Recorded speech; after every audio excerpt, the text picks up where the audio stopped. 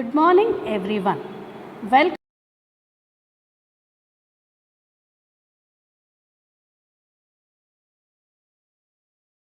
to services, that is non-fund based services, or they are also called as fee based services. Now in the last class we have seen what do you mean by fund based services and what are the different types of fund based services. So in today's class we will go ahead with the second type of services, that is fee based services. So as I told, fee based services ಅಂತಂದರೆ ಇಲ್ಲಿ ನಾವೇನು ಮಾಡ್ತೀವಿ, ಯಾವ ಸೇವೆಗಳನ್ನು ಕೊಡ್ತೀವಿ ಆ ಸೇವೆಗಳಿಗೆ ಒಂದು ಶುಲ್ಕವನ್ನು ವಿಧಿಸ್ತೀವಿ.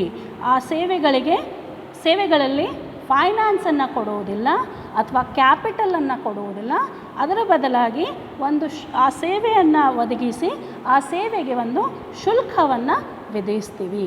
ಸೊ ಅಂಥ ಸೇವೆಗಳು ಯಾವುವು? These are the 10 of them. There might be many but I have selected these 10. First one is merchant banking. ಇದಕ್ಕೆ ವರ್ತಕ ಬ್ಯಾಂಕರ್ ಅಂತ ಕೂಡ ಕರೀತಾರೆ, ವರ್ತಕ ಬ್ಯಾಂಕಿಂಗ್ ಅಂತ ಕೂಡ ಕರೀತಾರೆ. So what is this Merchant banking? Merchant banking is actually an institution. ಇದು ಒಂದು ಸಂಸ್ಥೆ ಅಥವಾ ಇದು ಒಂದು ಇಂಡಿವಿಜುವಲ್ ಆಗಿದ್ದು ಇವನೇನು ಮಾಡ್ತಾನೆ ಅಂತಂದರೆ ಮರ್ಚೆಂಟ್ ಬ್ಯಾಂಕಿಂಗಲ್ಲಿ ಬೇರೆ ಬೇರೆ ಥರದಂಥ ಹಣಕಾಸಿನ ಸೇವೆಗಳನ್ನು ಒದಗಿಸಲಾಗ್ತದೆ. ಬೇರೆ ಬೇರೆ ಥರದಂಥ ಹಣಕಾಸಿನ ಸೇವೆಗಳು ಅಂತಂದರೆ ಅದರಲ್ಲಿ ಕೆಲವೊಂದು ಫಂಡ್ ಬೇಸ್ಡ್ ಇರ್ತದೆ, ಕೆಲವೊಂದು ಫೀ ಬೇಸ್ಡ್ ಇರ್ತವೆ. ಬಟ್ ಅವ್ರೇನು ಮಾಡ್ತಾರೆ, ಎಲ್ಲ ಈ ಸರ್ವಿಸಸನ್ನು ಕಂಪನೀಸ್ಗೆ ಒದಗಿಸ್ಕೊಡ್ತಾರೆ, right? So these services are advisory in nature.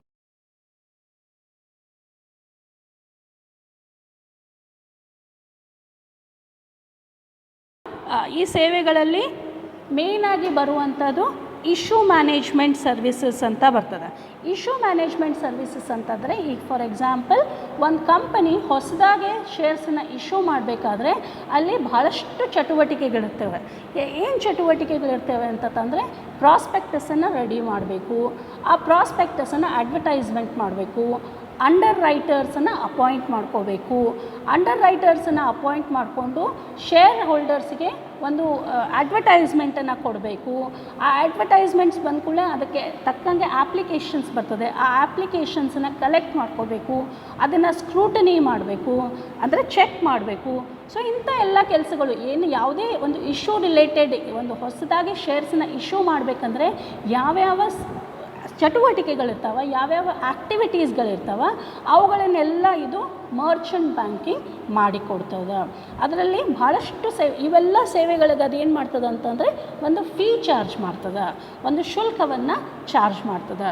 So ಅದು ಎಂಥ ಬ್ಯಾಂಕ್ಗಳು, ಅದರ ಮೇನ್ ಫಂಕ್ಷನ್ಸ್ ಏನು, different types of Merchant bankers ಯಾರು, ಸೊ ಇದ್ರ ಬಗ್ಗೆ ನಾವು ಡೀಟೇಲಾಗಿ ಸೆಕೆಂಡ್ ಮಾಡ್ಯೂಲಲ್ಲಿ ಮರ್ಚೆಂಟ್ ಬ್ಯಾಂಕಿಂಗ್ ಮಾಡ್ಯೂಲಲ್ಲಿ ಕಲಿಯೋಣ. So this is one of the fee based services. Second one is credit rating services. Credit rating services ಅಂತಂದರೆ ಒಂದು ಯಾವುದೇ ಕಂಪನಿಯ ಮೌಲ್ಯ ಎದ್ರ ಮೇಲೆ ಡಿಪೆಂಡ್ ಇರ್ತದಂದರೆ ಆ ಕಂಪನಿಯ ಪತ್ತಿನ ಮೌಲ್ಯ ಎಷ್ಟದ, ಅಂದರೆ ಆ ಕಂಪನಿಯ ಕ್ರೆಡಿಟ್ ವ್ಯಾಲ್ಯೂ ಎಷ್ಟಿದೆ. Credit value of a company ಎದ್ರ ಮೇಲೆ ಡಿಸೈಡ್ ಆಗ್ತದಂದರೆ ಆ ಕಂಪನಿಯ ಡಿಬೆಂಚರ್ಸ್ ಎಷ್ಟು ವ್ಯಾಲ್ಯೂಯಬಲ್ ಅದಾವ, ಆ ಕಂಪನಿಯ ಬಾಂಡ್ಸ್ ಎಷ್ಟು ವ್ಯಾಲ್ಯೂಯಬಲ್ ಅದಾರ, ಆ ಕಂಪನಿಯ ಕ್ರೆಡಿಟರ್ಸ್ ಎಷ್ಟು ರಿಲಯಬಲ್ ಇದ್ದಾರೆ.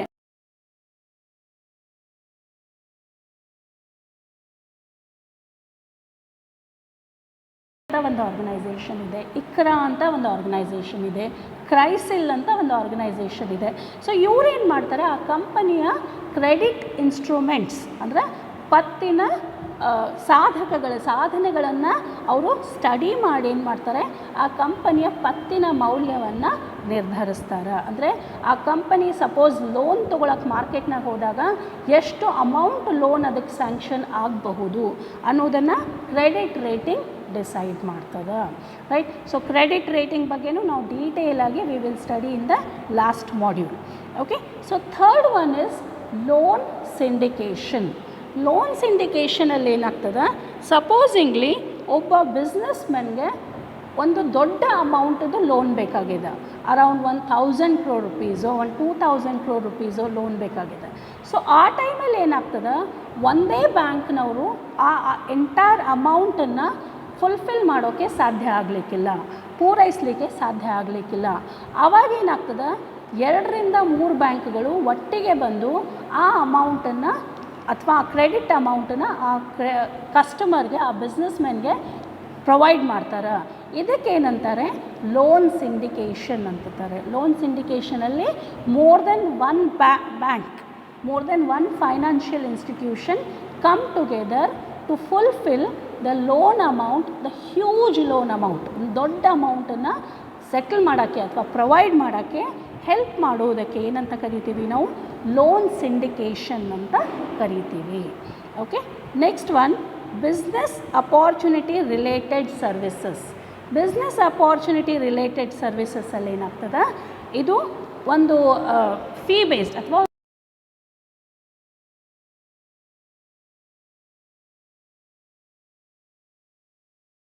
ಒಂದು ಬಿಸ್ನೆಸ್ ತೆಗಿಲಕ್ಕೆ ಏನೇನು ಅವಕಾಶಗಳದಾವ ಅಂತ ಅನ್ನೋದನ್ನು ಈ ಕಂಪನೀಸ್ ಏನು ಮಾಡ್ತಾರೆ, ಆ ಸೇವೆಯನ್ನು ಕೊಡ್ತಾರೆ, ಆ ಇನ್ಫಾರ್ಮೇಷನನ್ನು ಕೊಡ್ತಾರೆ based on the local requirement. ಈಗ ಫಾರ್ ಎಕ್ಸಾಂಪಲ್, ನೀವು ಒಂದು ಕಡೆ ಒಂದು ಹೊಸ ಬಿಸ್ನೆಸ್ ತೆಗಿಯೋರಿದ್ದೀರಿ, ನಿಮಗೆ ಗೊತ್ತಿಲ್ಲ ಯಾವ ಬಿಸ್ನೆಸ್ ತೆಗಿಬೇಕಂತ.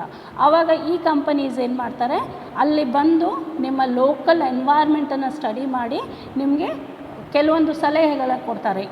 ಇಂಥ ಒಂದು ಬಿಸ್ನೆಸ್ ತೆಗೆದ್ರೆ ನಿಮಗೆ ಪ್ರಾಫಿಟೇಬಲ್ ಆಗಬಹುದು ಅಥವಾ ಇದು ವರ್ಕೌಟ್ ಆಗಬಹುದು ಅಂತ ನಿಮಗೆ ಸಲಹೆಯನ್ನು ಕೊಡ್ತಾರೆ. That is known as business opportunity related services. Next one, project advisory services. ಯೋಜನಾ ಸಲಹಕಾರಿ ಸೇವೆಗಳು. ಒಂದು ಹೊಸ ಯೋಜನೆ ತಯಾರು ಮಾಡೋಕ್ಕೆ ನಮಗೆ ಏನಾದರೂ ಸಲಹೆ ಸೂಚನೆಗಳನ್ನು ಬೇಕಾಗಿದ್ದರೆ ಆವಾಗ ಕೆಲವೊಂದು ಕಂಪನೀಸ್, ರೈಟ್, SI ಅಂತದ, ಸ್ಮಾಲ್ ಇಂಡಸ್ಟ್ರಿ ಸರ್ವಿಸ್ ಇನ್ಸ್ಟಿಟ್ಯೂಟ್ ಅಂತದ, ರೈಟ್. ಸೊ ಇಂಥ ಸಂಸ್ಥೆಗಳೇನು ಮಾಡ್ತದೆ, ಅವರು ಪ್ರಾಜೆಕ್ಟ್ ಅಡ್ವೈಸರಿ ಸರ್ವಿಸಸ್ಗಳನ್ನು ಕೊಡ್ತಾರೆ. ಹೊಸದಾಗಿ ಯೋಜನೆ ಶುರು ಮಾಡೋಕ್ಕೆ ಮಾರ್ಕೆಟ್ ಸ್ಟಡಿ ಆಗಿರಬಹುದು, ಅಥವಾ ಫೈನಾನ್ಷಿಯಲ್ ಸ್ಟಡಿ ಆಗಿರಬಹುದು, ಅಥವಾ ಪ್ರಾಡಕ್ಟ್ ಸ್ಟಡಿ ಆಗಿರಬಹುದು, ಅಥವಾ ಕಸ್ಟಮರ್ ಸ್ಟಡಿ ಆಗಿರ್ಬೋದು. ಸೊ ಇದನ್ನೆಲ್ಲ ಸ್ಟಡೀಸ್ ಮಾಡಿಬಿಟ್ಟು ಅವ್ರೇನು ಮಾಡ್ತಾರೆ, ಆ ಪ್ರಾಜೆಕ್ಟ್ ಅಡ್ವೈಸ್ ಮಾಡೋಕ್ಕೆ ಹೆಲ್ಪ್ ಮಾಡ್ತಾರೆ, ಆ ಪ್ರಾಜೆಕ್ಟಿಗೆ ರಿಲೇಟೆಡ್ ಆಗಿ ಅಡ್ವೈಸನ್ನು ಕೊಡ್ತಾರೆ. ಸೊ ಇದಕ್ಕೆ ನಾವೇನಂತ ಕರಿತೀವಿ, ಪ್ರಾಜೆಕ್ಟ್ ಅಡ್ವೈಸರಿ ಸರ್ವಿಸಸ್ ಅಂತ ಕರಿತೀವಿ. Next one, services to foreign companies and NRIs. ಈಗ ಫಾರ್ ಎಕ್ಸಾಂಪಲ್, ನಾವು ಫಾರಿನ್ ಟ್ರೇಡಲ್ಲಿದ್ದೀವಿ, ವಿದೇಶಿ ವ್ಯಾಪಾರದಲ್ಲಿ ನಾವು ತೊಡಗಿದ್ದೇವೆ. ಸೊ ಆ ಟೈಮಲ್ಲಿ ನಮಗೆ ಫಾರಿನ್ ಕಂಪನೀಸ್ ಬಗ್ಗೆ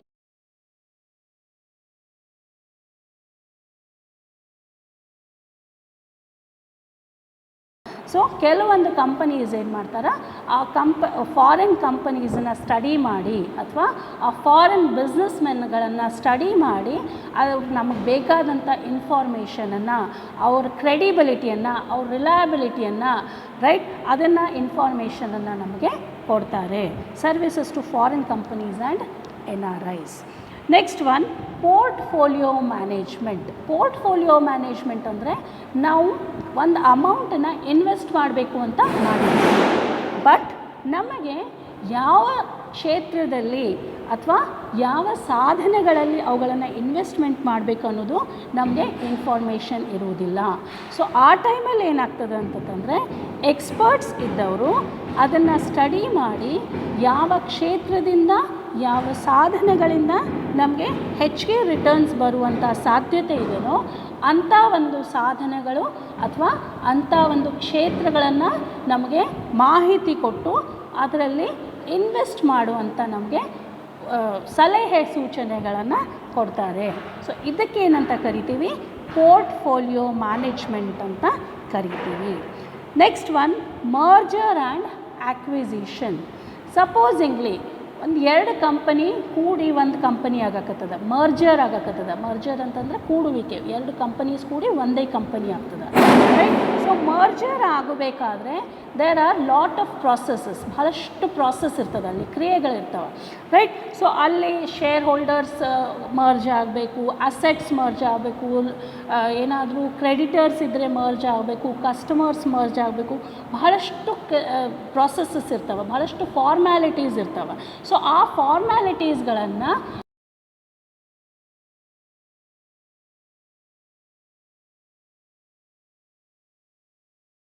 ಅಕ್ವಿಸಿಷನ್ ಅಂದರೆ ಒಂದು ಕಂಪನಿ ಬೇರೆ ಕಂಪನಿನ ಟೇಕ್ ಓವರ್ ಮಾಡೋದು, ಎಕ್ವೈರ್ ಮಾಡ್ಕೊಳ್ಳೋದು, ರೈಟ್. ಸೊ ಎಕ್ವೈರ್ ಮಾಡ್ಕೊಳ್ಳೋದು ಅಂದರೆ ತೆಗೆದುಕೊಳ್ಳುವುದು ಅಂತಂದರೆ ಆ ಕಂಪನಿ ಶೇರ್ಸನ್ನು ತೆಗೆದುಕೊಳ್ಳೋದು, ಆ ಕಂಪನಿ ಅಸೆಟ್ಸನ್ನು ತೆಗೆದುಕೊಳ್ಳೋದು, ಆ ಕಂಪನಿ ಕ್ರೆಡಿಟರ್ಸನ್ನು ತೆಗೆದುಕೊಳ್ಳೋದು, ಆ ಕಂಪನಿ ಸ್ಟಾಫನ್ನು ತೆಗೆದುಕೊಳ್ಳೋದು. So this is acquisition. So ಆ ಟೈಮಲ್ಲಿ ಕೂಡ ಕೆಲವೊಂದು ಫಾರ್ಮ್ಯಾಲಿಟೀಸ್ ಇರ್ತದೆ, ಲೀಗಲ್ ಫಾರ್ಮ್ಯಾಲಿಟೀಸ್ ಇರ್ತದೆ. ಆ ಫಾರ್ಮ್ಯಾಲಿಟೀಸ್ಗಳನ್ನು ಈ ಕಂಪನೀಸು ಅಥವಾ ಈ ಸೇವೆಗಳಲ್ಲಿ ಪೂರೈಸಲಾಗ್ತದೆ. Next one capital restructuring. Capital restructuring ಅಂತಂದರೆ ಸಪೋಸ್ ನಾವು ಇದ್ದಂಥ ಬಂಡವಾಳವನ್ನು ಹೆಚ್ಚಿಗೆ ಮಾಡುವುದು ಅಥವಾ ಕಡಿಮೆ ಮಾಡುವುದು. ಹೆಚ್ಚಿಗೆ ಮಾಡುವುದು ಅಂತಂದರೆ ಹೊಸ ಶೇರ್ಸ್ಗಳನ್ನು ಇಶ್ಯೂ ಮಾಡೋದು, ಹೊಸ ಡಿಬೆಂಚರ್ಸ್ಗಳನ್ನು ಇಶ್ಯೂ ಮಾಡೋದು, ಅಥವಾ ಕಡಿಮೆ ಮಾಡೋದು ಅಂತಂದರೆ ರೀಪೇಮೆಂಟ್ ಮಾಡೋದು, ರಿಡೀಮ್ ಮಾಡುವುದು, ರೈಟ್. ಸೊ ಕ್ಯಾಪಿಟಲ್ ರೀಸ್ಟ್ರಕ್ಚರಿಂಗ್ ಟೈಮಲ್ಲಿ ಕೂಡ ಬಹಳಷ್ಟು ಲೀಗಲ್ ಫಾರ್ಮ್ಯಾಲಿಟೀಸ್ ಇರ್ತದೆ. That is not very easy. ಅದು ಬಹಳ ಕಾಂಪ್ಲಿಕೇಟೆಡ್ ಪ್ರಾಸೆಸ್ ಆಗಿರ್ತದೆ, ಅಲ್ಲಿ ಲೀಗಲ್ ಎಕ್ಸ್ಪರ್ಟ್ಸ್ ಬೇಕಾಗ್ತಾರೆ. ಸೊ ಅಂಥ ಸರ್ವಿಸಸ್ಸನ್ನು ಕೂಡ, ಅಂಥ ಫಾರ್ಮ್ಯಾಲಿಟೀಸ್ಗಳನ್ನು ಪೂರೈಸ್ಲಾಕ, ಅಂಥ ಸರ್ವಿಸಸ್ಸನ್ನು ಪ್ರೊವೈಡ್ ಮಾಡೋಕ್ಕೆ ನಾವೇನಂತ ಕರಿತೀವಿ, ಫೀ ಬೇಸ್ಡ್ ಅಥವಾ ಫೈನಾನ್ಷಿಯಲ್ ಸರ್ವಿಸ್ ಅಂತ ಕರಿತೀವಿ. Last one stock broking. Stock broking ಅಂತಂದರೆ ನಮ್ಮ ಕಂಪನಿ ಶೇರ್ಗಳನ್ನು ಸ್ಟಾಕ್ ಎಕ್ಸ್ಚೇಂಜ್ನಲ್ಲಿ ಲಿಸ್ಟ್ ಮಾಡಿ ಅವುಗಳನ್ನು ಸೇಲ್ ಮಾಡುವುದು ಅಥವಾ ಅವುಗಳನ್ನು ಮಾರಾಟ ಮಾಡುವುದು. ಸೊ ಅಲ್ಲಿ ಕೂಡ ಸ್ಟಾಕ್ ಎಕ್ಸ್ಚೇಂಜ್ ಲಿಸ್ಟ್ ಮಾಡಬೇಕಂತಂದರೆ ಕೆಲವೊಂದು ಫಾರ್ಮ್ಯಾಲಿಟೀಸ್ಗಳಿರ್ತದೆ, ಕೆಲವೊಂದು ಪ್ರಾಸೆಸಸ್ ಇರ್ತದೆ, ಕೆಲವೊಂದು ಪ್ರೊಸೀಜರ್ಸ್ ಇರ್ತದೆ. ಸೊ ಈ ಸ್ಟಾಕ್ ಬ್ರೋಕಿಂಗ್ ರಿಲೇಟೆಡ್ ಆಗಿ ಯಾವುದೇ ಸೇವೆಗಳನ್ನು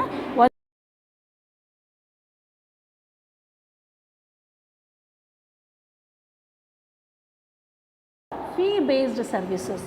ಸೊ ನೀವು ಈ ಸೇವೆಗಳಲ್ಲಿ ಒಂದು ಕಾಮನ್ ಥಿಂಗ್ ಏನಂತ ಅರ್ಥ ಮಾಡ್ಕೊಂಡಿರಂತಂದರೆ, ಎಸ್ ಇವುಗಳಿಂದ ನಮಗೆ ಫಂಡ್ಸ್ ಬರ್ತದೆ, ಬಟ್ ಈ ಸೇವೆಗಳನ್ನು ನಾವೇನು ಮಾಡ್ತೀವಿ, ಶುಲ್ಕಾಧಾರಿತ ಸೇವೆಗಳು ಅಂತ ಕರಿತೀವಿ. ಈ ಸೇವೆಗಳನ್ನು ಒದಗಿಸ್ಲಿಕ್ಕೆ ಕಂಪನೀಸು ಶುಲ್ಕವನ್ನು ನಿರ್ಧರಿಸ್ತಾರೆ. Okay, so these are the fee based services. Let us move on to the last topic of first chapter, challenges faced by financial service sector. So financial service ಸೆಕ್ಟರ್ನಲ್ಲಿ, ಹಣಕಾಸಿನ ಸೇವೆ ಕ್ಷೇತ್ರಗಳಲ್ಲಿ ಈ ಸವಾಲುಗಳು ಯಾವುದವು, ಎದುರಾಗುವಂಥ ಸವಾಲುಗಳು ಯಾವುದವು? First one, lack of qualified personnel in the financial service sector. So ಇಲ್ಲಿ ಫೈನಾನ್ಷಿಯಲ್ ಸರ್ವಿಸ್ ಸೆಕ್ಟರಲ್ಲಿ ನಮಗೆ ಎಕ್ಸ್ಪರ್ಟ್ಸ್ ಭಾಳಷ್ಟು ಜನ ಇಲ್ಲ. ಇದು ಈಗೀಗ ಡೆವಲಪ್ ಆಗಕತ್ತದ, ವೆರಿ ರೀಸೆಂಟ್ಲಿ ಇದು ಡೆವಲಪ್ ಆಗಕತ್ತದ. ಸೊ ನಮ್ಮ ಹತ್ರ ಜಾಸ್ತಿ ಜನ ಕ್ವಾಲಿಫೈಡ್ ಪೀಪಲ್ ಇಲ್ಲ, ಜಾಸ್ತಿ ಜನ ಎಕ್ಸ್ಪರ್ಟ್ಸ್ ಇಲ್ಲ ಆಗ್ಯಾರ. ಸೊ ಅದರಿಂದ ಆ ಸೇವೆಗಳು ಅಷ್ಟು ಕ್ವಾಲಿಟೇಟಿವ್ ಆಗಿ ಇರೋಂಗಿಲ್ಲ. Next one, lack of investors awareness about the various financial services. ಹೂಡಿಕೆದಾರರಿಗೆ ಅಥವಾ ಜನಸಾಮಾನ್ಯರಿಗೆ ಈ ಹಣಕಾಸಿನ ಸೇವೆಗಳ ಬಗ್ಗೆ ಜಾಸ್ತಿ ಮಾಹಿತಿ ಇಲ್ಲ, ಅವ್ರಿಗೆ ಅವೇರ್ನೆಸ್ ಇಲ್ಲ, ರೈಟ್. ಅವ್ರಿಗೆ ಅದರ ಬಗ್ಗೆ ಮಾಹಿತಿ ಇಲ್ಲ, ಅದ್ರ ಬಗ್ಗೆ ಏನೂ ವಿಷಯ ಗೊತ್ತಿಲ್ಲ. ಸೊ ಅದರಿಂದ ಅವ್ರೇನು ಮಾಡ್ತಾರೆ, ಆ ಸೇವೆಗಳನ್ನು ಉಪಯೋಗ ಮಾಡ್ಕೋಬೇಕು ಅಥವಾ ಅವುಗಳನ್ನು ಯೂಸ್ ಮಾಡ್ಕೋಬೇಕು ಅನ್ನೋದು ಅವ್ರು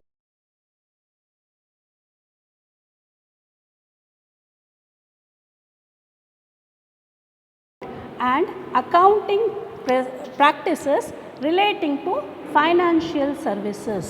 ಇಲ್ಲಿ ಟ್ರಾನ್ಸ್ಪರೆನ್ಸಿ ಇಲ್ಲ.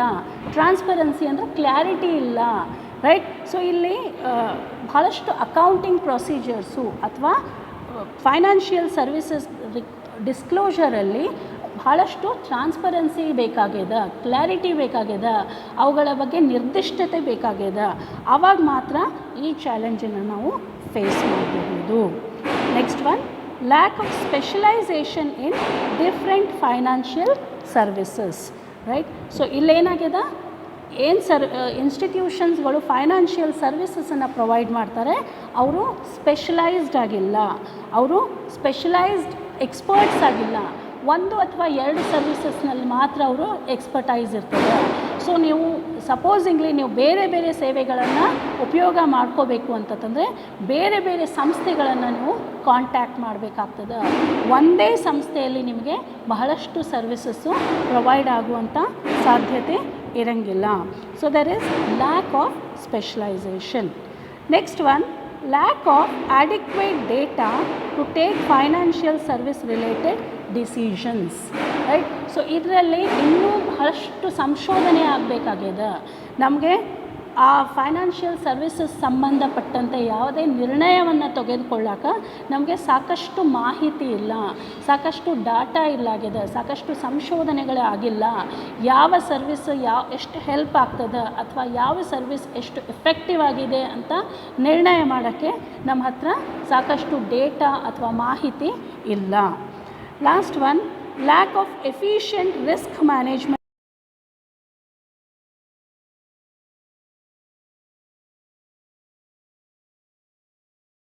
ಅಂತ ಒಂದು ವ್ಯವಸ್ಥೆ, ನಷ್ಟ ನಿರ್ವಹಣೆ ವ್ಯವಸ್ಥೆ ಅಥವಾ ನಷ್ಟ ಭಯ ನಿರ್ವಹಣೆ ವ್ಯವಸ್ಥೆ ಅಂತ ಕೂಡ ಕರಿಬಹುದು. ರೈಟ್. ಸೊ ಇದು ಆಬ್ಸೆಂಟ್ ಅದ, ಫೈನಾನ್ಷಿಯಲ್ ಸರ್ವಿಸ್ ಸೆಕ್ಟರ್ನಲ್ಲಿ ಆಬ್ಸೆಂಟ್ ಅದ. ಅದರಿಂದ ಫೈನಾನ್ಷಿಯಲ್ ಸರ್ವಿಸ್ ಸೆಕ್ಟರ್ ಬಹಳಷ್ಟು ನಷ್ಟವನ್ನು ಅನುಭವಿಸಿದಾಗ ಅದರಿಂದ ಮೇಲೆದ್ದು ಬರುವುದು ಬಹಳ ಕಷ್ಟವಾಗ್ತದೆ. Right. So these are some of the challenges faced by financial service sector. This completes the first module of financial service introduction.